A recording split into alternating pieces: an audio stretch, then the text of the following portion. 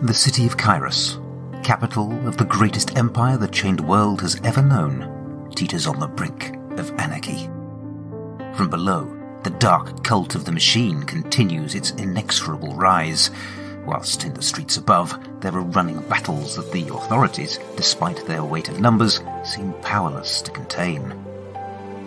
In light of the destruction of Palace Tereth, the chaos in the Mercer's Quarter, and the growing sense of lawlessness on the streets, those remaining of the city's great and good are fleeing in their droves.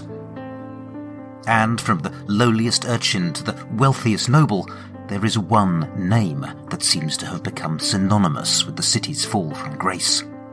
A shadowy band of evil, murderous criminals whose dastardly machinations lie at the heart of all this chaos. The Web.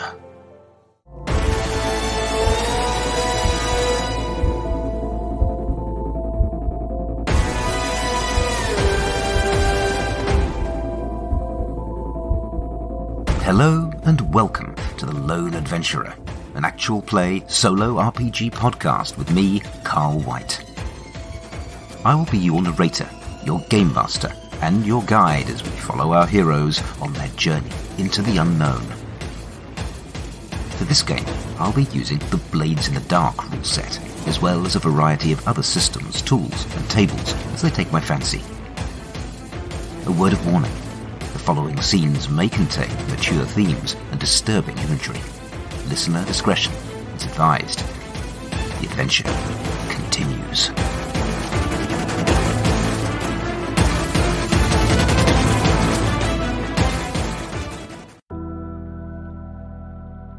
Last time on The Lone Adventurer. The Black Wedding concluded with Flint being sent to hell and Mina being rescued, but at the expense of Tatters and Valerian. The Spider and Sallow, meanwhile, escaped the destruction of Dr. Crop's shop and managed to return with him to the relative safety of the Opera House headquarters. But there was treachery afoot. Sallow, it transpires, has sold his crew out to the leader of the Undying, the vampire lord, Tortimus.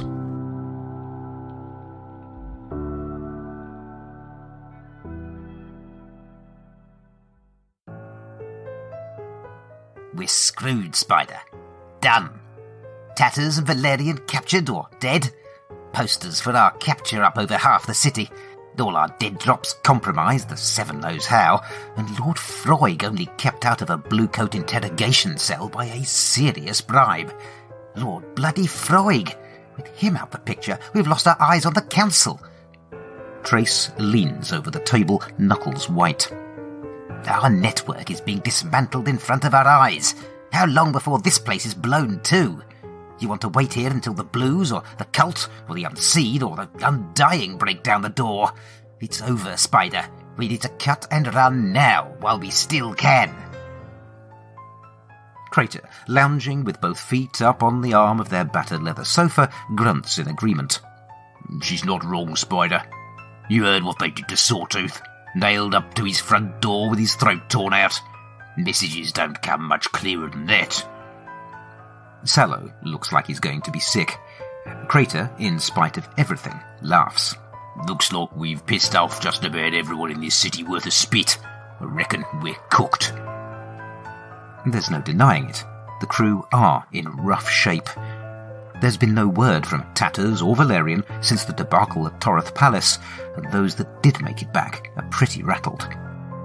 Their world feels like it's falling down around their ears, and the Spider cannot deny the growing peril they, and the city, face. Word has it that Lord Tortimus, with the power of both the vampires of the Undying and the mercenaries of the Silver Nails at his disposal, is carving a path through the city's underworld. The military and Blues are out in force on the streets, though how much benefit that is doing anyone is questionable. And, insanely, perhaps as a response to the rising levels of tension and uncertainty, it seems that public support for the cult of the machine is on the rise. In the face of chaos, it seems that order of any form is proving attractive to the desperate citizens of Kairos. Yes, the Spider reflects, whichever way you slice it, things are looking pretty grim. Only a complete lunatic would stand and fight in the face of odds like these. She looks around at the ring of faces staring back at her, by turns scared, resentful, and desperate. She really wishes she had Valerian backing her on this, but there's nothing for it. She is the leader of this crew, apparently. Time to lead. Time to go all in on one last crazy spin of the wheel. Cooked, you say? Don't you believe it, any of you. We are cooked when I say we're cooked, and not a moment sooner. There'll be no cutting and running for the League of Free States when the bombs start falling, will there? That, at least, gives Trace pause. The spider presses on. And there'll be no cutting and running for us either. You all seem to forget we achieved what we set out to do, in the face of overwhelming odds. We stopped the wedding, and we disrupted the creation of a power block intended to rival the Arch-Dominar. We have learned about the enemy's supply lines, and we have recovered Dr. Crop. The Doctor, sitting with the others, looks distinctly unimpressed at that achievement. Unperturbed, the spider continues. No, running is the last thing on my mind. I have something quite different in store. Alphonse groans. Oh no, don't bloody say it.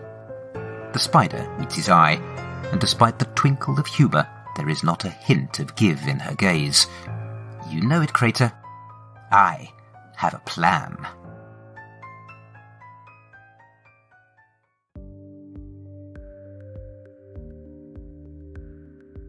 It should come as no surprise to long-time listeners that I have absolutely no plan. The next mission is, as the spider has rightly identified, an all-or-nothing, desperate, final roll of the dice, so to speak. But, unlike my fictional character, I currently have absolutely no idea what happens next. But before I solve that particular puzzle, I need to talk briefly about what happened in the epilogue to the last chapter. So, there was a bit of a sting in the tail of that last chapter. The devil's bargain that Sallow took, in order to guarantee success in his mission, turned out to be betray a friend or loved one. And the oracles indicated that the Lord of the Undying was the one that Sallow had betrayed the crew to. Wonderful. As yet, we don't really know anything about the details of that betrayal. Not the how, or the what, or the why, but maybe those details will emerge through play. Either way, the party's position just got a lot more perilous. But it's not all bad news, because we've come once more to downtime.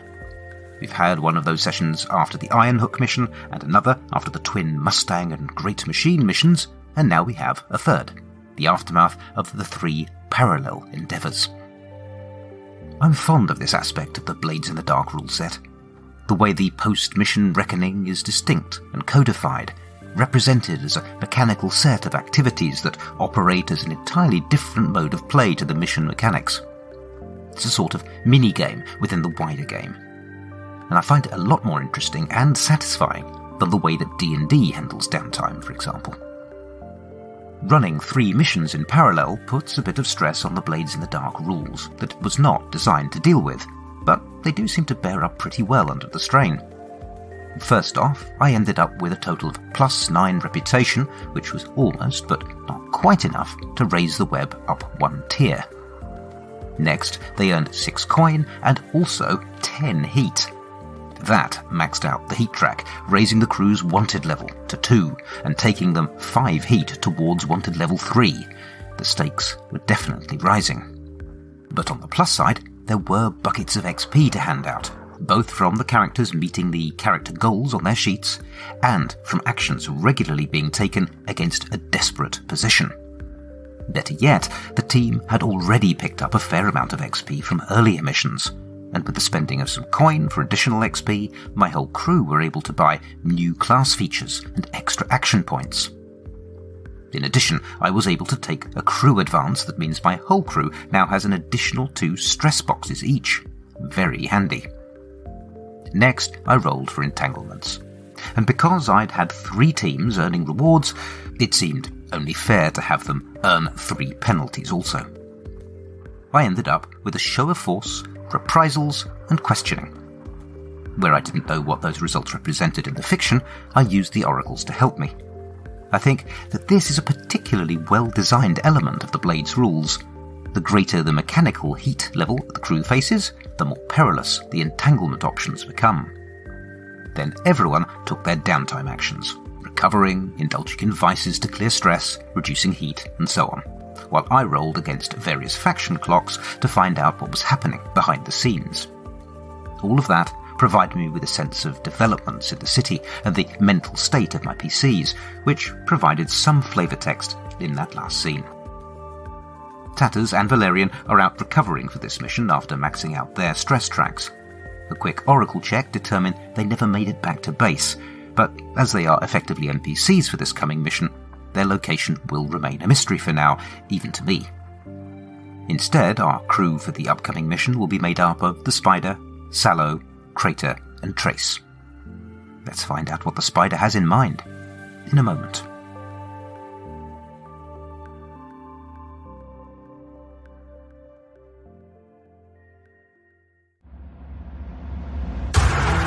Are you looking for a D&D podcast with a dark side? Something more like Game of Thrones and less like Monty Python? Tale of the Manticore is part dark fantasy audio drama, part solo D&D RPG. There's no plot armor here. The dice make all the important decisions. Join me as I resurrect the excitement, wonder, and emotion of old-school D&D.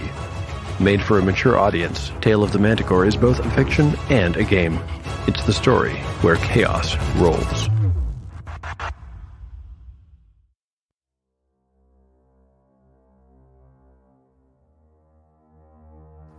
The Spider had hoped for more from Jeren, her contact at the Blue Coat Archive Office. Details on the company owners, perhaps, or the other vessels on their books, but for whatever reason, whether ignorance or disinterest or fear, Jeren had only been able to tell her that the merchant hauler, Percheron, was run by the Void Sea Shipping Company, VSS Co., a Kairos-based outfit running out of the docks. Which is why the crew find themselves slipping silently through the rear window of the VSS Co. offices in the dead of night, and doing their damnedest to avoid being spotted by any of the seemingly endless Blue Coat patrols. The Spider, crouching low, whispers to the others. "Crater, you're on lookout.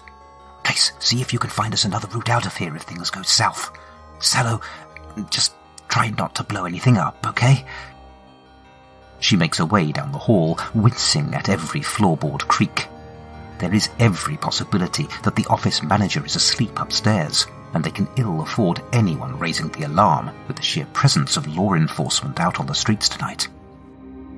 To her right, there is a glass-paned door, the company logo painted neatly in black and gold. She tries the handle and slips into the office. The Spider pulls a tiny glow globe from a pocket and looks around. It's clear the Void Sea Shipping Company has seen considerable success over the years. Everything is oak-panelled, beautifully carved and gilt-edged, dripping with old-school ostentation. But on closer inspection, it would seem that success has not been sustained. The room is dusty, the leather chairs scuffed and torn. This is the office of a company with fading fortunes. She files the information away and focuses instead on her immediate target, the shipping ledger. She's in luck. It has been left out on a large desk, and in moments she's flipping through the pages in anticipation. But elation swiftly turns to frustration. The book reveals nothing of real note. The names of multiple vessels, of course, but no clues as to which particular ships are supplying the armada. Someone has done an excellent job of scrubbing the books clean of any incriminating evidence. In fact, they've done more than that. She flips urgently back and forth through several pages of entries, and a pattern begins to emerge. Or rather, the absence of one. It's been expertly done, but there is a missing series of entries hidden among the legitimate ones. A ghost ship, making regular trips to and from the city, but completely off the books. It's only by the carefully concealed hole in the numbers that she can even make out its existence. Fascinating. She turns the problem over in her mind, working the possibilities and probabilities. There are no details here on the infernal powder shipments. More information is required, that much is certain. It's time to switch to the riskier Plan B, creeping upstairs and attempting to conduct a surreptitious interrogation. And that is when a mighty explosion tears through the building. The floor bucks, windows blow out, and she is left with her ears ringing. She stumbles back out into the hall where the plaster dust is billowing from a door blown clean off its hinges. Sallow, caked in dust and soot, comes stumbling out after it, fluttering sheets of burning paper in his wake. "What did I tell you?" the spider gapes at him, incredulous. "You had one job, Sallow. One! No more explosions!" Sallow looks utterly crestfallen. "It was a safe, Spider. You know I can't resist a safe. I didn't try to blow it up, honest. I tried to pick it, but there was some sort of booby trap and—" "There's no time for that," the spider snaps, conveniently ignoring the fact that she was the one that blew up the last building, and considerably more thoroughly than Sallow's attempt. Instead, she looks around at her crew. "That blast has just brought every bluecoat in a square mile down on our heads. We have to get out of here, now!" As if to underscore the point, a whistle pierces the night, followed by another and another. The net is closing in.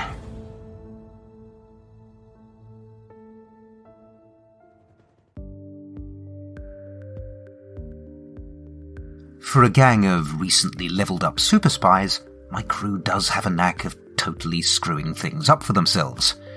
The web is, I should remind you, a crew of shadows. Thieves, spies, and saboteurs.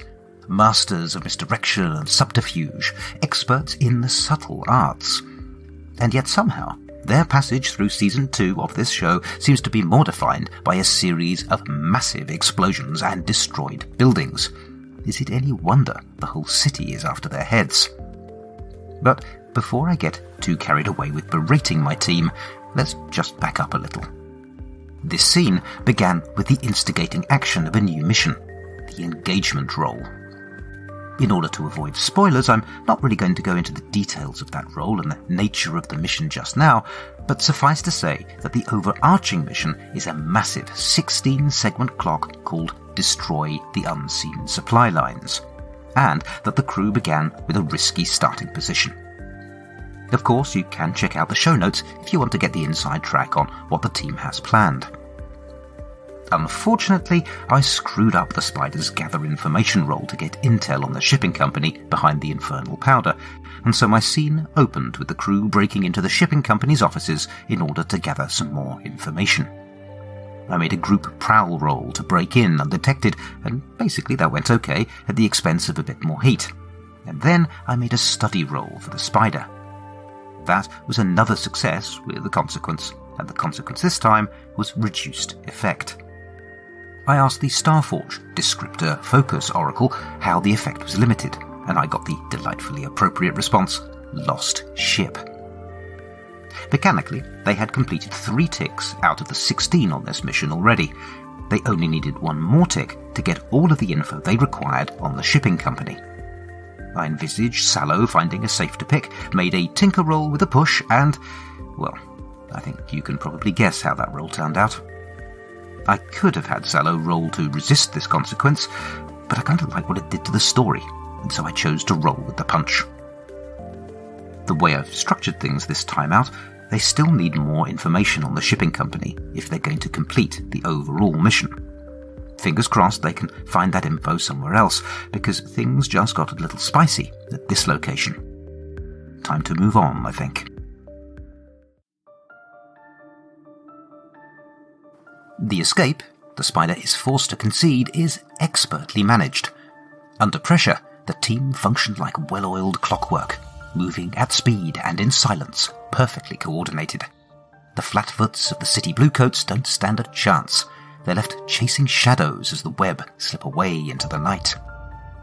"I can't 7, the Crater whispers as the crew peer out from a dark alley, looking out over the keys to the next target on their list, the Percheron. As expected, it is heavily guarded. "No, wait. Make that 8. Don't seem to be too with it, though. The two at front are playing cards, and that lad up top looks like he's fallen asleep. Right for the plucking, boss. The spider nods. Damn, but she wishes Tatters was with them. This sort of infiltration mission is tailor-made for her abilities. Still, Tatters is not the only one with skills in that department. Think you can get past them, Trace? We need to question the captain before we take that ship out, and to do that, I'll need to know exactly where to find him. You need to find us a way onto that ship. Like falling off a log, Spider. Watch and learn, Trace grins, tugging up her face mask. The spider grimaces. All right, don't get cocky, Trace. We've had enough overconfidence for one night. Sallow suddenly seemed to have a powerful urge to examine his shoes. Come at them from the left, Trace. After those two walk in perimeter, reach the prow and turn. Should give you plenty of time. Trace rolls her eyes, but does as Crater suggests, hugging the shadows as she moves in towards the hauler. With the open ground of the quay covered, she clambers silently, hand over hand up the hawser. Even knowing she is there, her crewmates have a hard time following her progress. She really is rather good, isn't she? Sallow whispers. And he's not wrong. In less than a minute, Trace reappears, flashing them a quick hand signal from the gunwale before vanishing from sight once more. We're going to have to hope we're just as good, the spider whispers back, because it's our turn next. Come on. The group sneak aboard with surprising ease, following Trace's route through the criminally inattentive guards.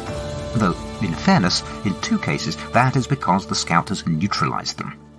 Trace has taken up a position behind the ship's lifeboat, waiting for them in the darkness. That porthole is the captain's quarters, she whispers, pointing. The door is off the corridor, doesn't seem to be locked. She peers from face to face in the dark, then asks, Where's Sallow? Spotted an open hatch to the engine room on the way here. Crater grins. He's setting delayed charges. Once we're done with the captain, this bird is getting its wings clipped.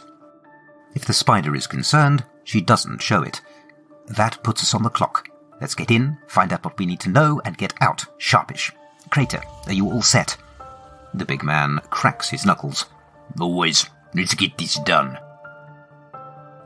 Not 10 minutes later, the crew have slipped back off the Percheron and are creeping through the back alleys towards their next target.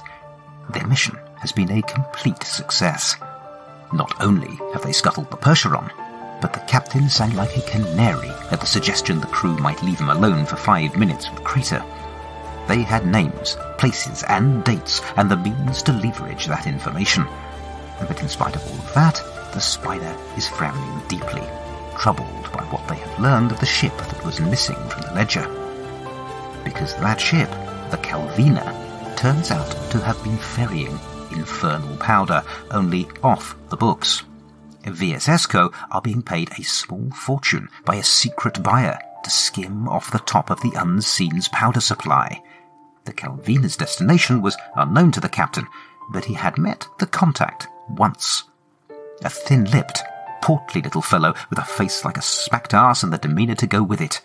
A real bean counter, according to the captain, utterly meticulous over the transfer of funds, with an officious, nasal voice that grated like nails on a chalkboard. Of course, the mystery contact had not provided his name, but he had not had to. There was only one person the spider knew who matched that description so perfectly.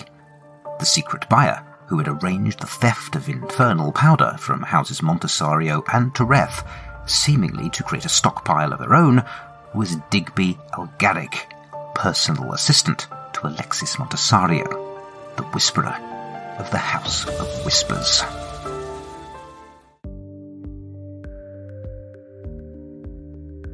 Every now and again, the dice gods decide to favour me, and this scene was one of those times. I made a series of action rolls this time out, and they came up as success, success, critical success, and success with a consequence. Which meant that, for a change, my crew got to look like the gang of heisty ninja badasses they were actually supposed to be. Super sneaky, ultra competent. I'm finding it all a bit off-putting, if I'm honest. The success with a consequence at the end there rolled whilst interrogating the captain through an interesting spanner in the works, both narratively and mechanically. From a mechanical point of view, I started off by asking about the nature of the consequence. As I've already mentioned, I've been alternating between 2 different tools for my complex questions over the last few episodes. For most of Series 2, I've used the picture prompts from the Alone in the Dark solo supplement for Blades created by Peter Ruden-Burgess. That tool has done me proud so far, helping to create a number of exciting and unpredictable twists throughout the story. But, like that much-used meme, I've been finding my head turned of late by these sexy new oracles on offer in Ironsworn Starforged. Perhaps it's because I'm seriously considering that rule set for the next series of The Lone Adventurer. Perhaps it's because a change is as good as a rest. Whatever the reason, it does illustrate an important lesson to keep in mind when soloing an RPG, and one I've touched on before. You have complete freedom to use the tools that you want, that interest you, or that best suit your requirements at that specific time. Consequently, when the Picture Oracle gave me something that didn't make immediate sense to me, I instead turned to the Starforged Action Theme and Descriptor Focus Oracles, and they gave me the following results: Withdraw Supply and Valuable Archive. Some sort of skimmer or thief, the one alluded to in the ledger, was at work. And who was this criminal chancer willing to take such deadly risks?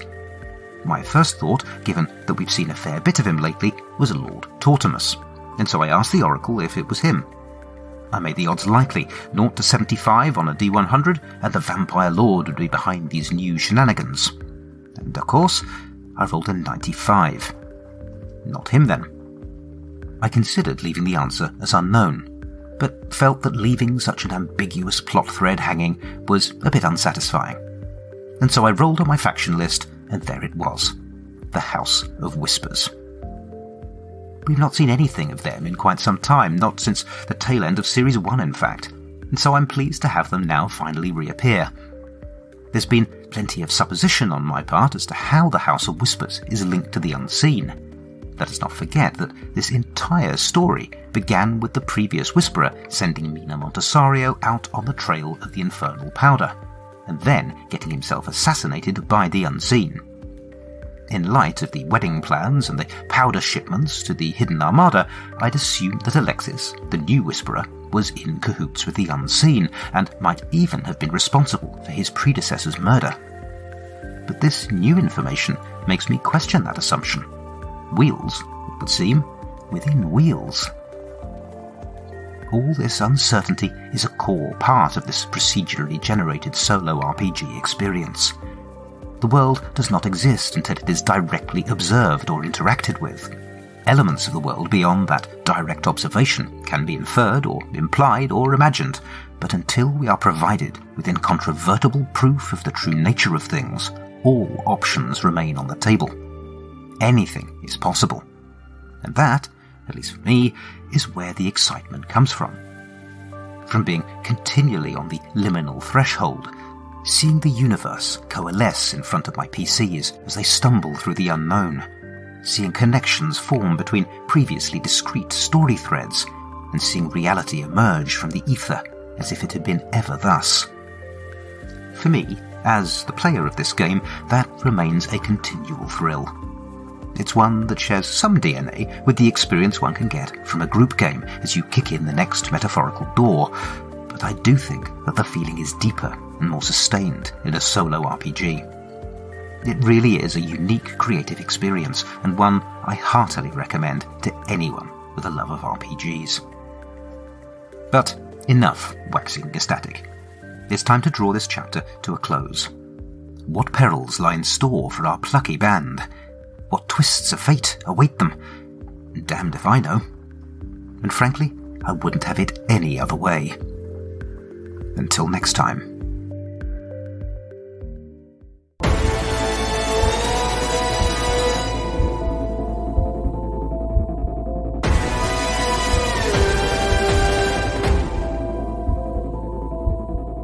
You have been listening to The Lone Adventurer, a solo RPG podcast played, written, and performed by me, Carl White. If you've enjoyed this episode, please consider telling your friends about it or leaving a 5-star review wherever you get your podcasts. It really is a huge help. You can find me on Twitter at TheLoneADV. You can email me at theloneadv@gmail.com or follow my blog at carlillustration.wordpress.com. You can find show notes for this episode and all the others at theloneadventurer.podbean.com, where I include any links mentioned in the episode as well as mechanics information. I also include a link to a full episode transcript. The story will continue in the next episode of The Lone Adventurer. Thank you for listening.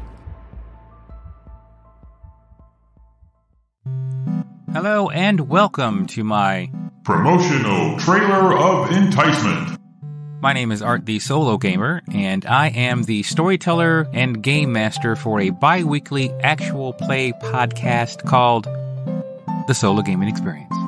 Each season I use a different RPG system with some solo components thrown over the top of it to hopefully tell the best story I possibly can. Join me on the Solo Gaming Experience. That's the Solo Gaming EXP on any podcast platform near you. I humbly thank you in advance.